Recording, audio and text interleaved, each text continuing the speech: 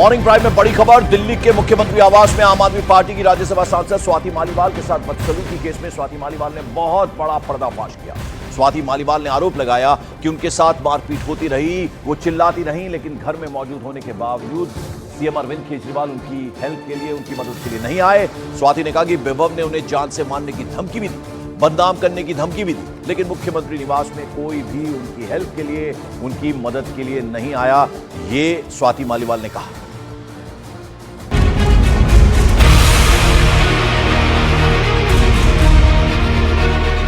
मेरा चीर हरण तो मेरा उस घर में हुआ और चरित्र हरण मेरा रोज चलाया जा रहा है।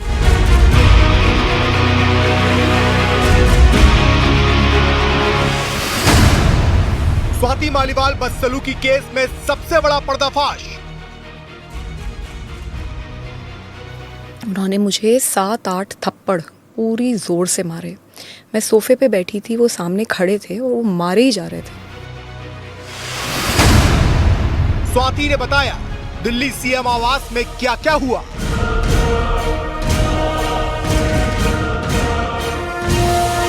क्योंकि फैक्ट ये है कि मैं ड्राइंग रूम में थी, अरविंद जी घर पे थे और मुझे बहुत बुरी तरीके से पीटा गया।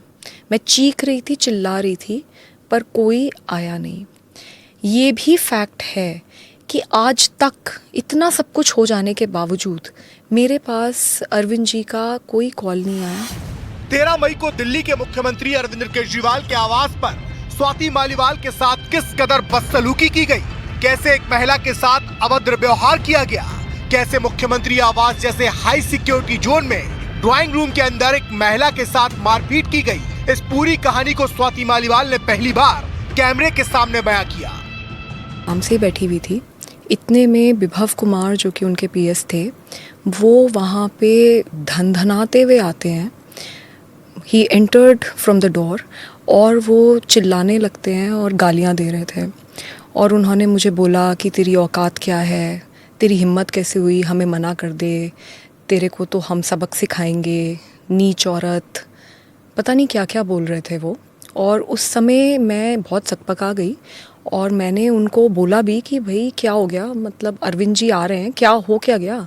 तो इतना मैंने बोला और इतने में ही उन्होंने हाथ छोड़ दिया। उन्होंने मुझे 7-8 थप्पड़ पूरी ज़ोर से मारे।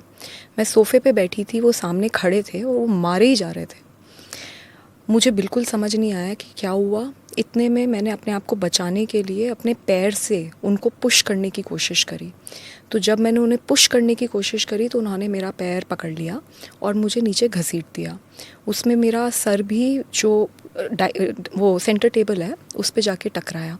मैं नीचे गिरी और फिर उन्होंने मुझे लातों से मारना शुरू किया और मैं चीखती रही, चिल्लाती रही, मैं मदद मांगती रही और मैंने उन्हें इतनी बार बोला कि मेरे पीरियड्स चल रहे हैं, मुझे छोड़ दो, मुझे बहुत दर्द हो रहा है। उसके बावजूद वो आदमी नहीं माना। सीएम हाउस में स्वाति मालीवाल के साथ क्या क्या हुआ, स्वाति ने ऑन कैमरा सब कुछ बताया। स्वाति ने बताया मुख्यमंत्री आवास में विभव कुमार ने उन्हें 7 से 8 थप्पड़ मारे। विभव कुमार ने उनका पैर पकड़कर फर्श पर घसीटा। स्वाति ने बताया कि विभव ने उन्हें बदनाम करने की धमकी दी, रेप और जान से मारने की धमकी भी दी गई, लेकिन घर में होने के बावजूद केजरीवाल उन्हें बचाने नहीं आए। मैं कॉल कर रही थी तो उसने मुझे देखा और उसने मुझे बोला कि तुम कुछ कर लो, हमारा कुछ नहीं बिगाड़ सकती और तुमको तो मार के गड़वा देंगे, हड्डी पसली एक कर देंगे। पर मैंने उसकी सुनी नहीं और मैंने कॉल कर दिया। मुझे बताया गया था कि अरविंद केजरीवाल जी घर में हैं और वो मुझसे मिलने आने वाले हैं और मैं बहुत ज़ोर ज़ोर से चीख चीख के हेल्प मांग रही थी, लेकिन कोई मदद के लिए नहीं आया। मैं अपॉइंटमेंट लेके तो हार्डली कभी गई हूँ। जब मैं घर गई हूँ तब तो मैंने कभी भी अपॉइंटमेंट नहीं लिया। हाँ, ज़रूर है कि अगर ऑफिस जाते हैं उनके, क्योंकि उनकी मीटिंग्स लगी हुई होती हैं और बहुत एक प्रोटोकॉल होता है, तो अगर सेक्रेटेरिएट जाते हैं तब एक बार ऑफिस पे के लिए ऑफिशियल टाइम लेके जाया जाता है। लेकिन जब घर जाते हैं तो मैं ऐसे ही जाती हूँ। ये कहते हैं कि मैं ट्रेसपास कर रही थी, मेरे पास कोई अपॉइंटमेंट नहीं था। तो मैं ये जानना चाहती हूँ कि अगर मैं ट्रेसपास कर रही थी तो फिर तो गेट पे ही रोक देते। And on top of it, मैंने कब एफआईआर में कह दिया कि मेरे कपड़े फट गए? मैंने कब एफआईआर में कहा कि मेरा सर फट गया जी, मैं खूनम खून हो गई? एग्जैक्टली जो मेरे साथ हुआ है, वर्ड टू वर्ड बिल्कुल मैंने वही लिखा है। मैंने ना आगे लिखा ना पीछे लिखा। और मैं अगर गलत हूँ, मैं बिल्कुल तैयार हूँ, मेरा पॉलीग्राफ टेस्ट मैं चाहती हूँ कि पुलिस करे, उससे सब क्लियर हो जाएगा। स्वाति मालीवाल ने बताया कैसे सीएम आवास में उनके साथ मारपीट हुई, कैसे वो जोर जोर से चीखती रही लेकिन कोई उन्हें बचाने नहीं आया। स्वाति के मुताबिक खुद मुख्यमंत्री अरविंद केजरीवाल सीएम हाउस में मौजूद थे, उनकी पत्नी और माता पिता भी सीएम हाउस में मौजूद थे, पूरा स्टाफ भी सीएम हाउस में मौजूद था, लेकिन किसी ने भी उन्हें बचाने की कोशिश नहीं की।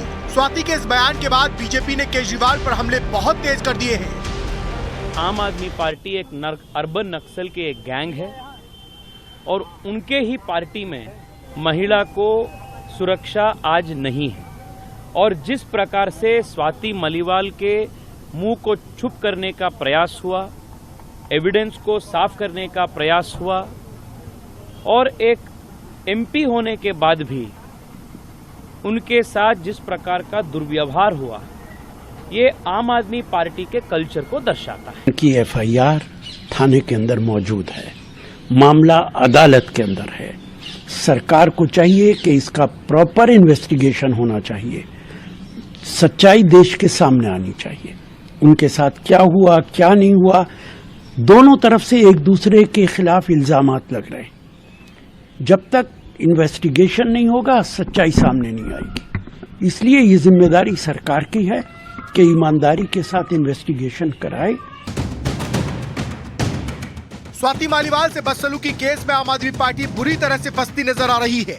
ऑन कैमरा स्वाति मालीवाल ने जो गंभीर आरोप आम आदमी पार्टी पर लगाए हैं, केजरीवाल उन सभी आरोपों पर चुप्पी साधे बैठे हैं, जिसके बाद स्वाति के सब्र का बांध टूटता जा रहा है। हालांकि स्वाति ने भी क्लियर कर दिया है कि कितना भी दबाव डाला जाए, अब वो किसी के दबाव में नहीं आएंगी और न ही राज्यसभा की सदस्यता से इस्तीफा देंगी।